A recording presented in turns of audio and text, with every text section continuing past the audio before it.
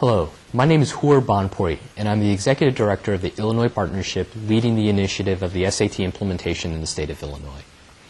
For the last year and a half, I've had the great pleasure of working on the implementation in the state of Michigan and now coming to the state of Illinois to be able to really provide the opportunities for all students. It's with great humility that we enter into this state to do this work. We recognize this as a large sea change for many of you.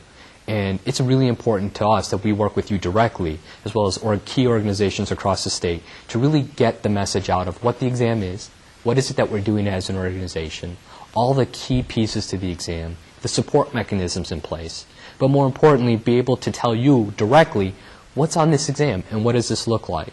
And we're confident that if we can work with you together, that we can make great advances in achievement for all students across the state. So let me walk through a little bit of what we're going to be talking about today. I'd like to review the entire SAT suite of assessments. What are the different components, the scoring, the grading, how do we look at benchmarks? I want to be able to talk to you about our first-in-the-world partnership with Khan Academy, AP Potential, scholarships, and fee waivers. I want to highlight and showcase what we're doing with our brand new data portal and the information that's available to you, because it's going to come at you in a way that you've never seen it before, and the resources available to administrators, counselors, and to teachers. So let me just jump right in here. This wheel is emblematic of what we're doing as an organization. And I always like to start by showcasing what we're doing as an organization so you can get some thought into why these assessments were developed in such a way. For far too long, assessments have been created in vacuums, in the sense that we've not really shared to students or to the public how we develop these exams or what's in these exams or how they're developed. It's almost been this sort of game to try to understand what's in it. And that doesn't need to happen anymore. We've developed the entire blueprint of the SAT exam. The entire exam, the guts of the exam, if you will, we've made public for almost 2 years. We want everyone to be able to know what is exactly within each one of these exams. The research methodology, the content, the test specifications. This was incredibly important to us to create the most focused set of assessments ever created in the most transparent way possible. All of the assessments in the SAT suite of assessments are all aligned and built on the same framework. This way you will have confidence when students are taking one exam to the next that the growth and academic performance are aligned to the SAT. But we want to be able to give students an exam worthy of the time worth taking. And it's incredibly important to us that we design a set of assessments using the best research possible, because more research in the field of college and career readiness has taken place over the last 10, 15 years. To embed that with the expectations of post-secondary, with alignment to what students are learning every day in the classroom, allows us to create the most focused set of assessments aligned to the standards that are incredibly important for post-secondary success. But all of that is for naught unless we really try to connect it to academic learning. And that's the real change with what we're doing with the SAT and the SAT suite of assessments. Our first-in-the-world partnership with Khan Academy is revolutionary. And it's revolutionary in a few different ways. One, 100% for free. Every student will have access to the best high-quality academic preparation that also happens to be test practice. So it shouldn't matter what zip code you're born in, what side of the street you come from, or where you live, to have the best, the most engaging, first-in-the-world, high-quality practice and preparation. We are so excited and delighted to be rolling out our partnership with Khan Academy, and I'm excited to talk to you and show you a little bit more in the presentation to come. College opportunity. Every single student is worthy of an opportunity, and we need to connect those bridges to every student. And I'm excited to show you what we're doing with our academic fee waivers for students for taking the SAT multiple times. Excited to share with you and talk to you about the college application fee waivers for income-eligible students. That gives them 4 opportunities to apply to college, then covers the cost of applying to college for free. And to be able to connect students with those opportunities that they so rightly deserve. And ultimately, how do we connect this all to college and career success? That if we're confident that students are matriculating and performing and doing well, that they're ready for the world, whether it be for college, whether it be for career, whether it be for tech, whether it be entering in or working for their mother and father in one of their stores. It's really important to us that every single student be prepared for what lies ahead. And should they choose to go back to college or take a 2-year college or program, few years after high school, that they still have the skills ready to be successful. The suite of assessments. So we've built the entire SAT suite of assessments on the same empirical research framework. The same content and skills found on the PSAT 8-9 are the same skills and content found on the SAT, scaffolded to meet grade level appropriate challenging work. The test reflects meaningful, engaging, and challenging work students can find in their classrooms every single day, aligned, most importantly, to the state standards in Illinois. So let me talk to you a little bit about the 8 key changes to the SAT and the SAT suite of assessments. So the SAT was notorious for having words that students would have to memorize on flashcards, such as deleterious, loquacious, fantastic words in the English language, but have really little purpose served when students went to post-secondary or beyond or into a career. And so we asked ourselves, what is it that we really want students to be able to learn, and what do we want them to be able to do? So we wanted to really think about this subcontext or this skill in a very important way. And we're calling it relevant words in context. So let me give you an example. President Lincoln in the Gettysburg Address uses the word dedicated 6 different times, 4 of them with distinctly different meanings. What we want students to be able to do and decipher is, what is it that an author is saying, and how are they using words that students are very familiar with? Because it begins to separate author's tone, idea, and more importantly, it helps students better understand and conceptualize what it is that the author is saying. This is an essential post-secondary level skill, but more importantly, this is a skill that students will need to be able to do in life as they become lifelong learners. Second, command of evidence. We want students to be able to demonstrate that they understand and they know how to apply the work that they've just done. So for example, students will be asked to read a passage, interpret a chart or a graph, and answer a set of questions. They would be asked to perhaps maybe refer back to particular lines or passages, or look at a different issue within a chart and be able to answer some questions. We want them to really demonstrate that they have that command of evidence of what they're being asked to demonstrate and to do. The essay.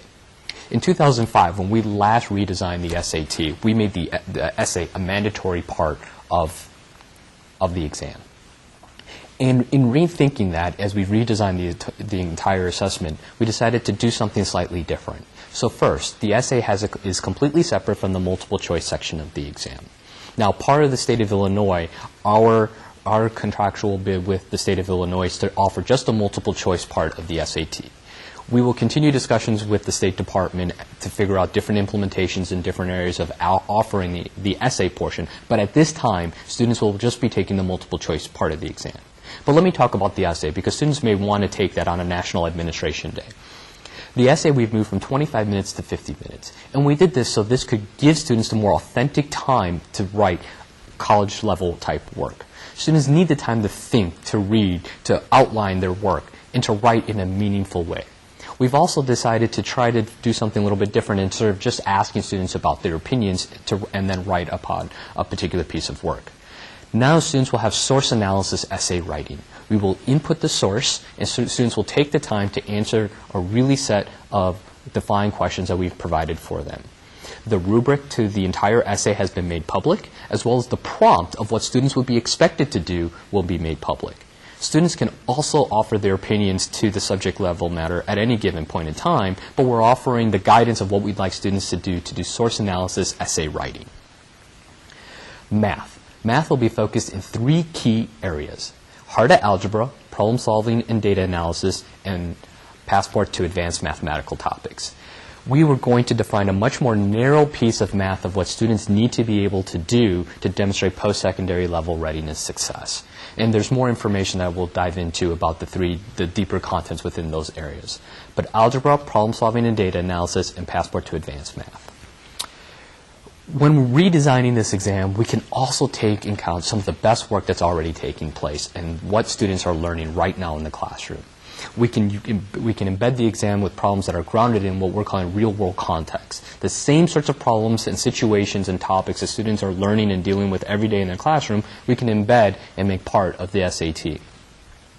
We have 2 new strands that run across the SAT set of assessments.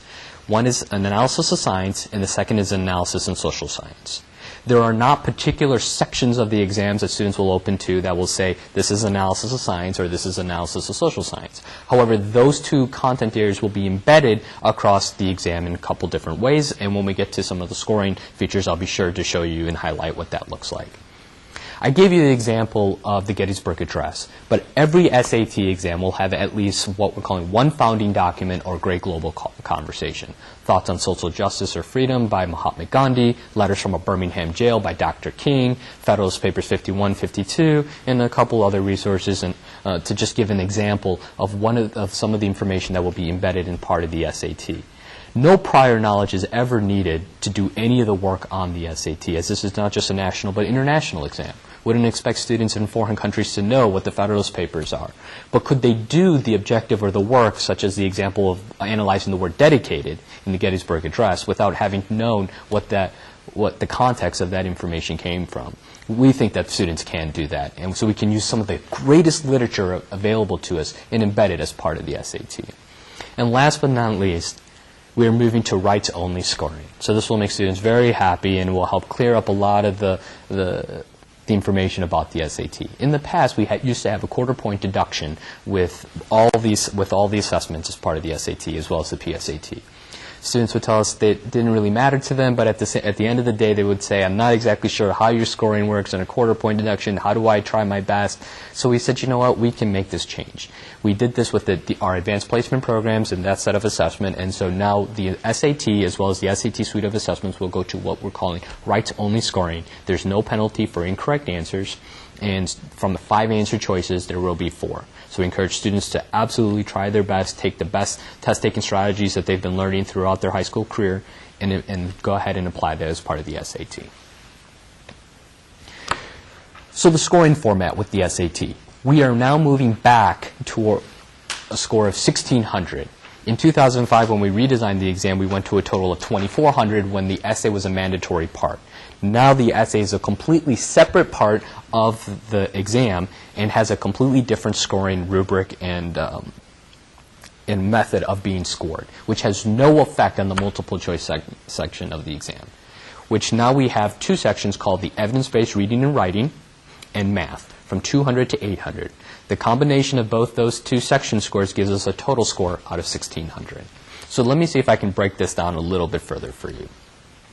We are going to be providing more data than we ever had for both students as well as teachers and administrators. There will be a total score, 2 section scores, 3 cross-test scores, 2 cross-test scores, which is the science and social science, and 7 sub-scores. So let me kind of show you in the next diagram of how this looks. So let me start right in the middle, if I could, with the 3 test scores. There's a reading, writing, language, and math. On exam day, students will open up their test booklet to reading, writing, language, and math as part of the multiple choice. Within the reading and writing language portion of the exam, we will find these new sub-scores that we'll be reporting data on.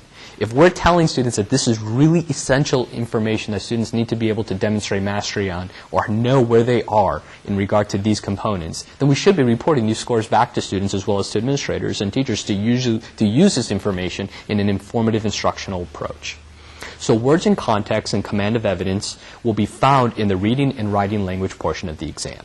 Expression of ideas and standard English conventions will only be found in the writing and language portion of the exam. So students don't have to be worried in the reading portion of the exam, am I going to be having grammar-related questions? It's only going to be found in the writing language portion of the exam.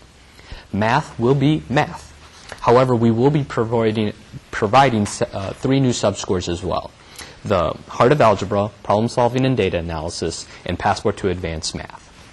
The only exception here is on the PSAT 8-9, we're not assessing students in Passport to Advanced Math. However, on the PSAT 10 and the PSAT and MSQT and the SAT, we will be reporting that data out.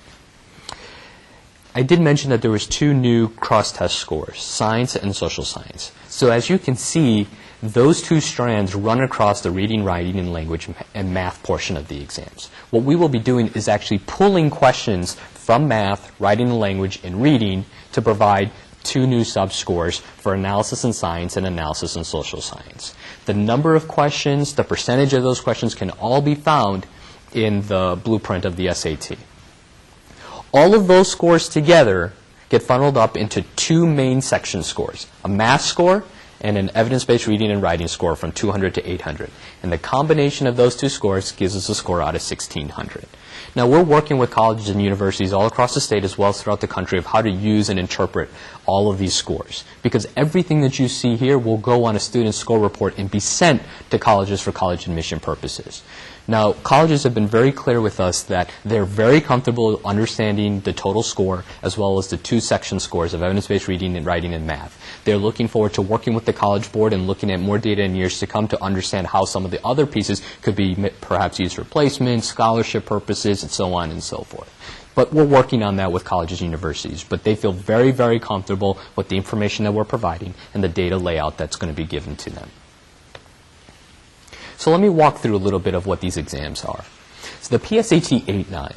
The PSAT 8-9 is the same exam for 8th graders and 9th graders. However, we have individual benchmarks aligned to the SAT for 8th graders as well as for 9th graders. It's really designed to be a check-in, where students are and how well are they performing at that point in time. The PSAT 10 and the PSAT NMSQT.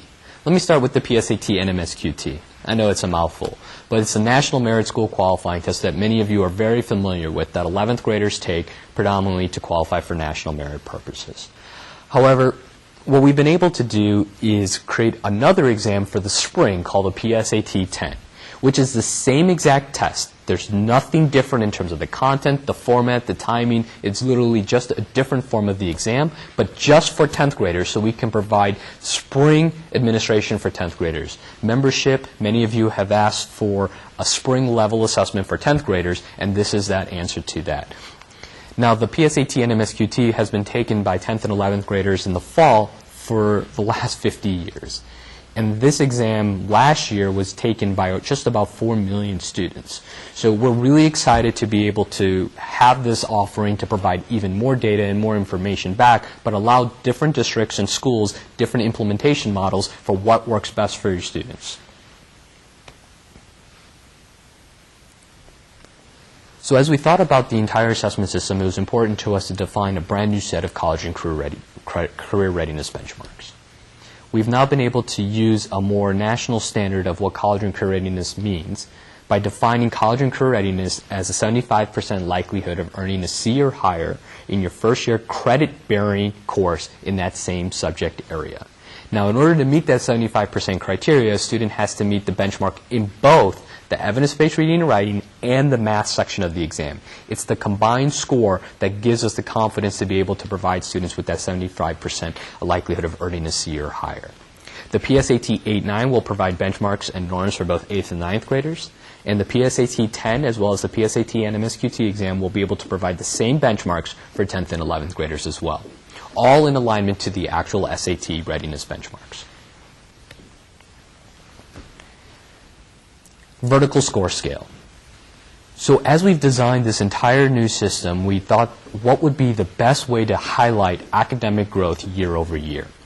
And by developing all of our assessments on a vertical growth scale model, we'll be able to demonstrate to those students taking from one assessment to the next, year over year, we'll be able to demonstrate year over year growth and provide that information back to students and back to administrators and teachers across districts across the state. But we're able to provide more data back on total score as well as on the 3 cross-test scores in terms of vertical growth year over year. So let me give you an example of how this works. And if we look at just the section score right on the top, you're able to see the PSAT 8-9, the PSAT 10, and the PSAT and MSQT, and the SAT. You'll also notice that towards the end, not all of them align themselves perfectly to the SAT, and that's because we're measuring content on PSAT 8-9 that's still not covered yet on the SAT. So this way we'll be able to show how students are progressing and growing year over year from assessment to assessment. So we're looking at a section score. So let's say, for example, we're looking at math. The PSAT 8-9 has a score range of 120 to 720. Let's say I scored a 400 on the PSAT 8-9 in math. I'll have information back to where I am in regard to my benchmark, where am I in regard to my percentile, as well as to other state and level national student participation rankings. However, if I was to actually sit and take the SAT that very day as a 9th grader, I most likely would have scored a 400 on the actual math section of the exam. So at any given point in time on any one of these assessments, a student will know exactly where they are in relation to their end goal to the SAT. And so by developing and putting all of our assessments on this vertical growth scale, we're really excited to provide more information to where students are, as well as provide educators with information in terms of growth and benchmarking from year to year. We'll be able to see the same year-over-year growth from those 3 cross-test scores, the reading, writing, language, and math, as well as the composite score from each one of the exams year over year. But all of this work is not worth anything unless we try to connect students to success. And for far too long, opportunity and assessment have been completely disconnected ideas. We've been given students back these static reports, the paper copies. It shows them, outlines a lot of the work that they need to do, but it doesn't provide them the guidance on how to actually go about doing this work. So our first in the world partnership with Khan Academy is our way of revolutionizing the way that we think about practice and test preparation.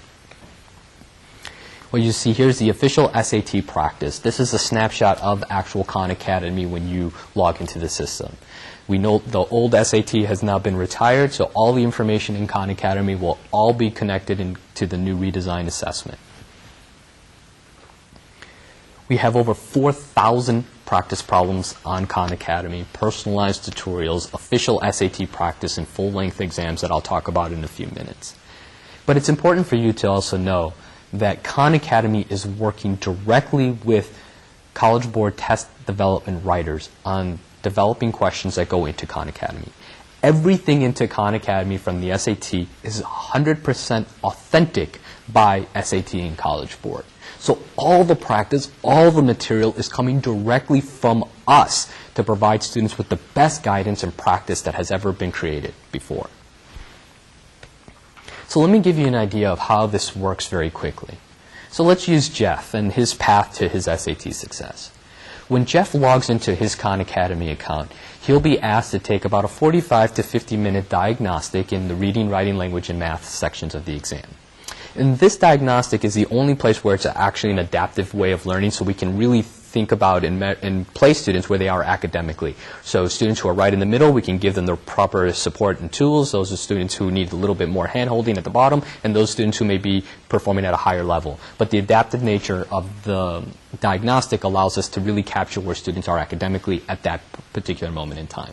Now, students may see problems that look really hard and some things that they really know how to do and would consider easy. But it's important that students really do their very, very best so we can provide this customized academic learning roadmap, which becomes the result of the diagnostic. Once students have their plan in place, they shouldn't spend more than 20 to 25 minutes every other day in actual Khan Academy. Maybe they do 5 to 8 problems every day, but they're 5 to 8 problems that are really aligned to their academic needs and ability for them to grow. And what will happen is that as students progress in Khan Academy and finish up their customized work plan that's been developed for them based upon their own academic needs, once they've completed all of that work, Khan Academy will suggest that that student is ready to take one of 4 full-length SAT exams in Khan Academy. If the student can then take the exam online on Khan Academy, they'll be able to complete all the sections. Now, when a student is taking each of the sections, they have to commit that full time. So, for example, the reading section of the exam is 65 minutes. So students have to commit that 65 minutes in order to complete that entire section, because we're going to be able to give back a score to that student. Once we are able to do that, we can take the results of the practice exam, feed that back into a student's account, and update their academic learning profile with more relevant information based upon the results of the exam. However, we know that students can't always sit in front of a computer and have 65 minutes to be able to do this. And students in the state of Illinois will be taking paper pencil SAT exams. So students might want a more familiar experience of how they go about doing that. We're also very conscious about equity. And not every student and everywhere across the state has access to high-functioning internet or Wi-Fi. But we do know that just about every household has some kind of smart device or the ability to go to school or to the library to get a tablet or a phone or something to that extent to do some problems and to practice on. So when students are able to take their SAT exam online in Khan Academy and complete all the sections and get the scores back, this would be the same exam that students would be able to print off and do paper pencil. When we move as an organization to provide the SAT online, it will look very, very closely to what students are experiencing and using in Khan Academy. So students can be very comfortable about how the exam looks and how it operates and it works, and gives us a couple years to really build up how we can do this in a very successful way. But when students are taking the online portion of the practice exam where they print it out, it is the same exact form of the exam. There's no difference between the two. So this way, students, when they're uploading scores and they're practicing, are all doing it from the same exact exam. The daily practice. We want to make sure that every single student has high-quality practice. And if every student doesn't have the ability to have high-functioning Wi-Fi or internet in their home, we're very confident that providing this mobile app and the resources provided in the mobile app will help all students achieve their goals. So we've now created what's called the daily practice for the new SAT. And you really have to search for it with that specification, daily practice for the new SAT. Otherwise, you'll come up with so many other practices that aren't the one that I'm about to talk to you about. Available both in the iOS Apple Store as well as in Google Play. So let me show you a little bit about how it works. The question of the day, the SAT question of the day, is now moving from online to this daily practice app. But more importantly, we got to this new feature which we're calling Scan and Score. So let me talk to you a little bit about how this works.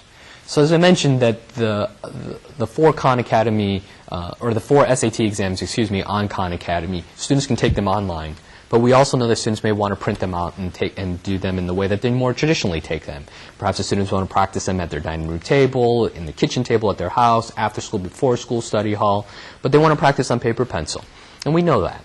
So students can download a hard copy, PDF version of the exam, as well as the answer sheets, or the scoring guide, to that exam. Once a student completes that exam, again, they have their time, this is their practice to be able to do it in that way. They will go to the Scan and Score feature. What they will then begin to do, what they're able to do then, is to take their answer sheets, as you can see here from the diagram, and take a picture through that app of each of their of the four answer sheets that we've provided for the students. And we're pretty good at even recognizing when students when they've kind of messed up a little bit. For example, if they've not completed a particular question, or they've circled in two answer choices for one question, we can go back and say, this is your practice. Go ahead, take your best shot. There's no penalty for incorrect answers or guessing. Go ahead, give it your best shot. This is your practice. Once a student has taken the picture of all four of those exams, they hit Score Test. And instantaneously, they will be given a score from their practice test. They will have their total score out of 1,600. They'll have each of the section scores, evidence-based reading, writing, and math. Then they will be able to see each question from each three components of the exam, from the reading, the writing, and the math portion of the exam. The X will indicate that the question was incorrect, and the check mark indicates that it was correct. However, that little caret or that little arrow is really important, because if a student clicks on that caret, that question will now open up in that student's phone. They'll be able to see that entire question, the answer explanation to that question, and provide feedback to that student. Now, a student at this point in time has the opportunity to then link their practice exam from the paper pencil back into their Khan Academy account to update their academic profile so that a new academic roadmap will be updated with the content based upon this practice exam. This customization is what we're looking for to really help students prepare themselves and to learn. We've always said in the history of the SAT that there's no way to really truly practice without taking the best academic courses that you possibly can take. This is a little bit different, because in addition to taking the highest level academic courses that you can take that your school offers for you, you will really begin to pinpoint where your academic faults and strengths are in relation to the SAT. So you can have very focused practice. We know that students left to themselves will continue to take practice exam after practice exam, and they wonder to themselves, why are my scores not improving? Or they hit a certain plateau in either content or score and are unfamiliar with the resources available to help them break through. Our goal was to change all of that. By creating these tools, we can empower students to be able to understand where they are academically. We are now working with educators to kind of develop a more back-end view of what the resources, the tools, how students are performing in Khan Academy. But our goal out of the gate was to get this right for young people, so all students have access to this. Most importantly, all of these tools, everything that I just shared with you, is 100% for free. So we are delighted in the next few months as we go across the state to really show you how all of this stuff works. But all of this information is completely free and able to use at this point in time. Expanding opportunities. So when students take any one of these College Board assessments and they enter it into Student Search, they are automatically connected to some of the largest organizations providing resources to students. So instead of these organizations having to, or students, excuse me, having to go out to these organizations and apply, now we've built a bridge where these organizations can actually come to students should they have met certain metrics that these organizations are looking for. From National Merit, United Negro College Fund, the American Indian Graduate Center, Asian and Pacific Islander American Scholarship Fund, Hispanic Scholarship Fund, and Jack Hancock Foundation, particularly for low-income students, they can reach out to students, provide them the resources, and then have students take that next step, as opposed to a bridge never being built and students having to cross that bridge and finding it for themselves. AP potential. With all of the assessments, students will, or administrators as well as students will get back information and data of where they are in regard to advanced placement.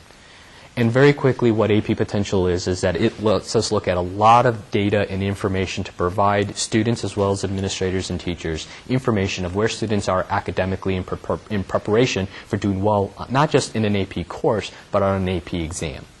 We know that there's a lot of what I like to call academic character that students need to be successful in any post-secondary level type classroom work. However, we can use real data from students who have taken the PSAT in the past, have also gone on to take an AP course and an AP exam, and use that data to provide a probability of academic success for every student. And AP Potential really allows us to be able to look at a data standpoint to be used in conjunction with teacher recommendation and counselor recommendation to think about advancing more opportunities for advanced placement, maybe perhaps breaking down some barriers if that's a challenge for you in moving forward with increasing access into AP, but providing more guidance and more information to where students are academically, and providing administrators and teachers information around AP to maybe even grow AP in the future. All students in the state of Illinois who take the state level SAT will also be able to benefit from the SAT fee waivers if you're an income eligible student. And we're really, really excited about this new opportunity that we've been providing for students. Historically, in the past, we've always provided fee waivers for students to take the SAT should they qualify. But what we're doing now is when a student takes the exam on a fee waiver, we're giving that student directly in their College Board account 4 college application fee waivers to cover the cost of applying to college. That $25, $35, $45, $55 cost, a student automatically gets that fee waiver in their College Board account that they can either print out or they can send electronically when they apply to schools. So we want those students to apply to perhaps that 3rd or 4th school that might be really the best fit for that young person, or maybe actually be best fit and scholarship. We want students in both urban and rural areas all across the state to really think about the opportunities that are available to them. And we know that many students haven't ventured out more than 25 to 50 miles from where they live. This will give students more opportunity and more idea of opportunities available to them at the post-secondary level. So it's giving those students directly 4 college application fee waivers in addition to 2 additional times to take the SAT at no cost with the fee waiver. In addition to that, when students take the exam on a fee waiver, every student across the state who takes the SAT gets 4 free college score cents. That does not change. But income-eligible students who are taking the exam on a fee waiver get 4 additional opportunities to send their scores for every time they take the exam. So students on their first shot have to send their scores to 8 colleges and universities, receive 4 college application fee waivers, as well as being able to take the essay at no cost with the SAT 2 additional times. We're really serious about bridging these gaps in equity and access for all students across this country, as well as here in the state of Illinois particularly. This is a very, very important initiative on behalf of the College Board, and we are excited to work with many of you to make sure that the fee waivers get utilized to the highest extent possible. Online reporting. So I want to walk you through a little bit of what the student portal looks like, as well as the data portal for administrators and teachers. These new portals are brand new this year, and they provide more information and more data than we've ever had before. So I want to be able to give you a few screenshots of what each one looks like. But quickly, the student portal will allow students to see all of their exams that they've ever taken through the SAT suite of assessment in one place. So there's no searching around. All of their exams will be right there. They can directly link any of their scores directly into their Khan Academy account, should they choose to do so, to then update their academic learning plan with even more data and more information from these assessments. And a detailed question analysis is available for the disclosed versions of the exams.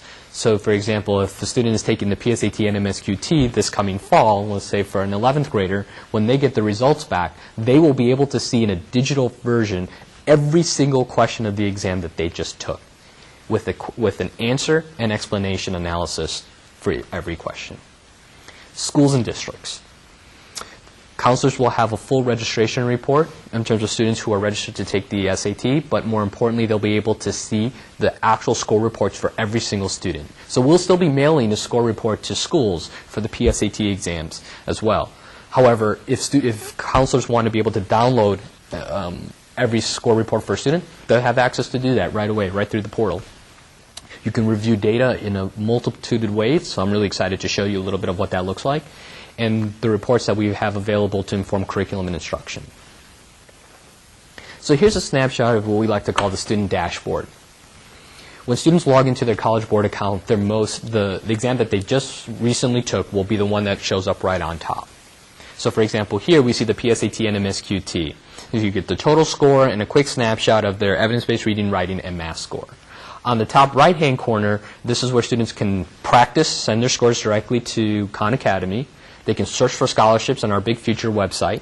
They can see their own AP potential for courses that they may have qualified for, or indicating the potential that they can do that academic work in those particular courses. Or they can begin to send their scores to particular universities or colleges if it's the SAT. But you can see at the bottom that if the student had taken previous exams, they will all be right there.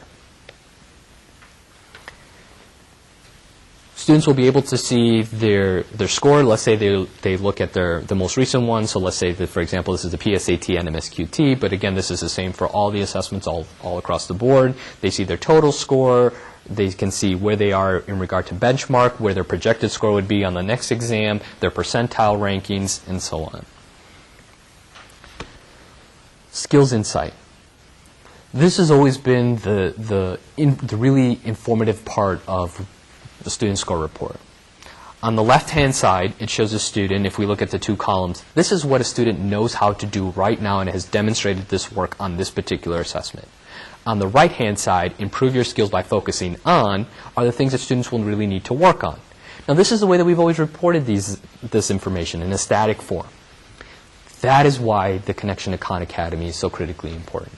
So when students are uploading or linking their scores in the Khan, if I'm improving my skills, let's say I'm working on 10, 11 questions, for example, in reading, maybe 7 or 8 are coming from the things that I really need to work on. So now we're targeting and providing questions and content related to where students really need to improve and grow. So now we're just not telling them on a static report, we're actually going to show them how to do that work, and here are the types of problems that are engaged at that level.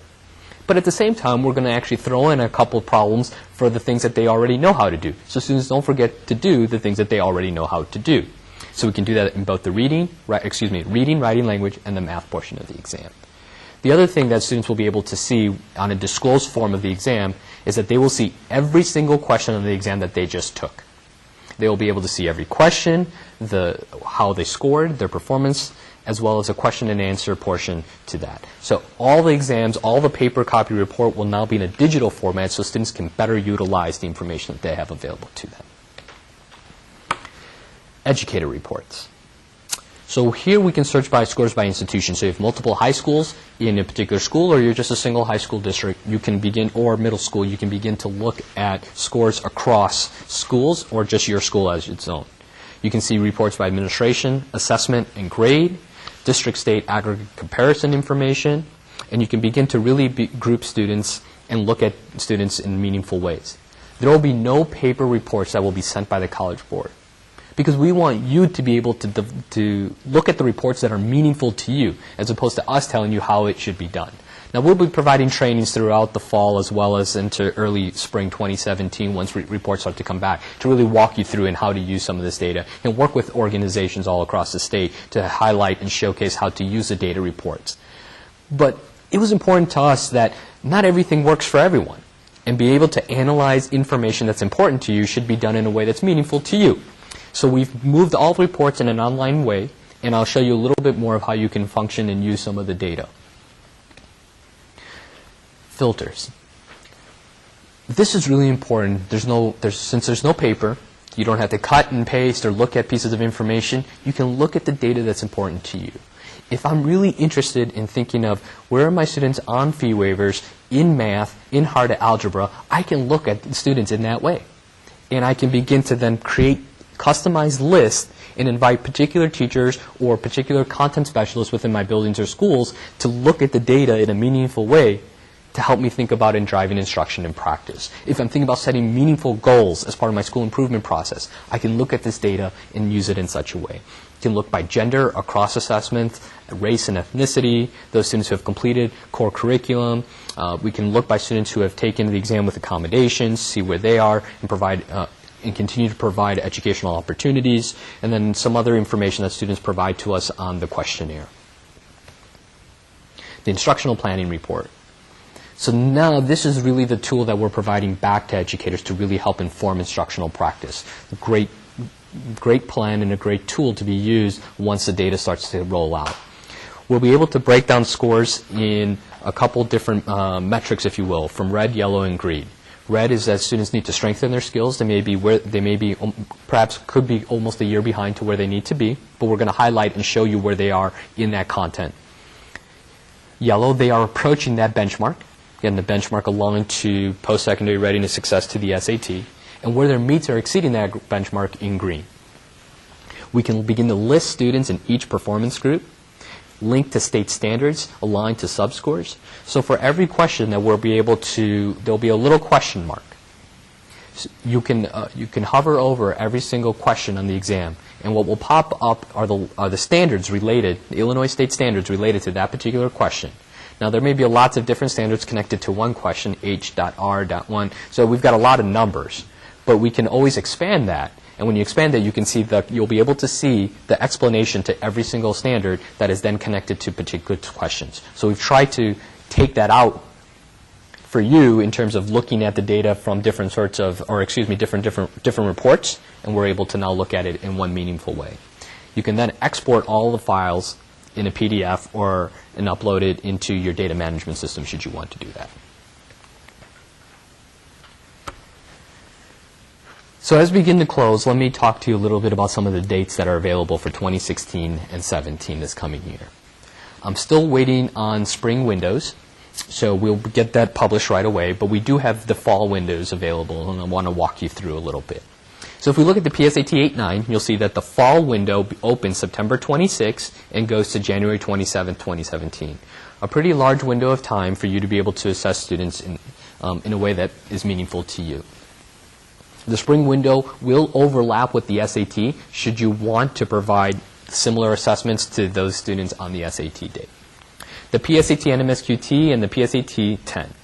The PSAT NMSQT 10 will be offered on October 19th, 2016. It's always the second or third Wednesday of every October, excuse me. We will have a Saturday administration as well as an alternate date. The alternate date isn't really a makeup date, it's really an alternate. So if you can't make the 16th work, or the 19th work, excuse me, then you really want to choose that November 2nd date. Again, with the spring to be determined, but again, that date will also overlap with the SAT date. So SAT, March 2017, we'll have an option for March as well as for April. The April administration of the SAT is a disclosed version of the exam. So what does that mean? So for the first time, I believe, in history, you will actually be able to get back from administrators every single question and item that students took on that test date in your data portal. You'll be able to see every question, the performance on that question, but you can physically see that exam question with an answer explanation in detail. Now, if we embed that with some of the planning and instructional tools that we're providing, we're confident that we can provide more information and meaningful data aligned to standards and instruction to really begin to change the dynamic and support teachers as well as students in the classroom. The testing time. PSAT 8, 9, and just total testing time, without breaks, but just the total exam time, is 2 hours and 25 minutes. The PSAT NMSQT and PSAT 10, 2 hours and 45 minutes. And the SAT is 3 hours. The optional essay would be for students to take it on a National Administration Day. You'll see that the same 3 sections are across all 3 exams, and you'll be able to see what the score range looks like across all 3 exams. We're still measuring the same 3 tests, the reading, writing, language, and math, and the essay is only available on the actual SAT itself. What I've also provided are some resources for all of you to go through, and I've broken it down by 3 main constituency groups. So, administrators.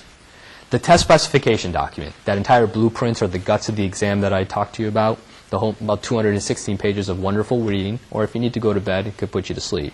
But really great reading about the entire inner workings of the exam, from the research methodology to the number of questions on the exam, the percentage of the questions of the exam, how it all comes together. We've made completely transparent for the last 2 years. So that's a test specification document. There's using scores for reporting to inform instruction, really guidance in interpreting the scores that students receive and how you can use that in the classroom as well as within your school.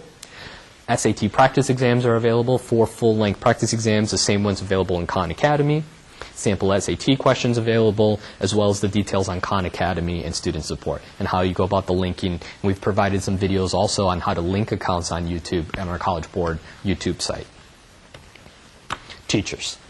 We've developed the teacher implementation guide to the SAT, which we hope will be incredibly important to all of you. Feel free to download the PDF. Feel free to share it and use it as much as you possibly can. But really talks about the components of the SAT, the skills, the content, but really with teachers in mind as we develop this guide. Professional development modules. So all the key changes that we've talked about on the SAT, words in context, command of evidence, the subscores in math, we've now created specific professional development modules that you can download and use.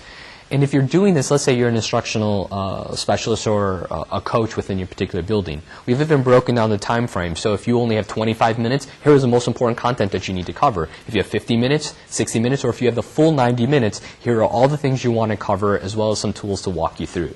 But the professional development modules, if you really want to dive deep into Passport to Advanced Mathematical topics or what exactly are we looking at in algebra, you'll be able to find all that content there built as a professional PD model.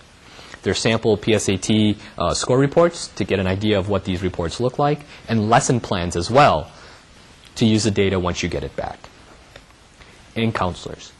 So we developed the teacher implementation guide as well as a counselor implementation guide. What are the things that counselors need to be able to talk to parents and students about what this exam is, how does it work, all the content that we just covered in a way that's easy and accessible for counselors to be able to talk to parents about.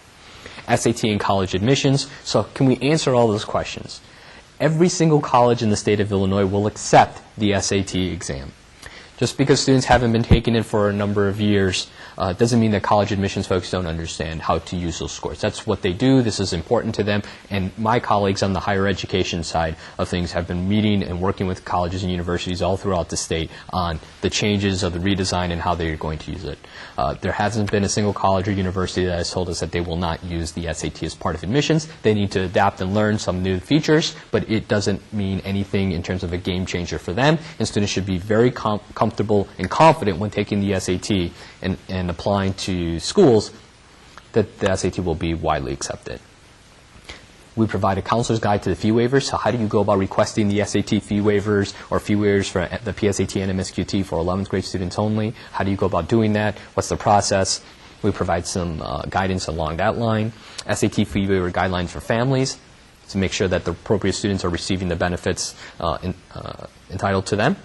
And then getting ready for the SAT. What are the sorts of things that students need to be able to do, practice skills, strategies, those sorts of things. These aren't test-taking skills or strategies in the sense of trying to game an exam, because there's nothing to game. We've made everything as open and transparent as public. So this is really about understanding the design of the exam, how to feel comfortable with the exam, and being best prepared to do it. I sincerely appreciate your time today to allow me to explain a little bit about the College Board, why we decided to go about this endeavor of redesigning and changing the entire assessment system, about connecting students to opportunities, that for the first time ever, assessment and opportunity no longer have to be mutually exclusive ideas, to connect all students with opportunities that they deserve via the fee waivers, college application fee waivers, and providing students information and guidance towards scholarships and other sorts of opportunities available to them. We are really, really excited for this opportunity here in the state of Illinois. Again, my name is Hoor Bhanpuri. I am the Executive Director for the Illinois Partnership, leading this initiative in the state, and I look forward to working with many of you in the years to come. Thank you.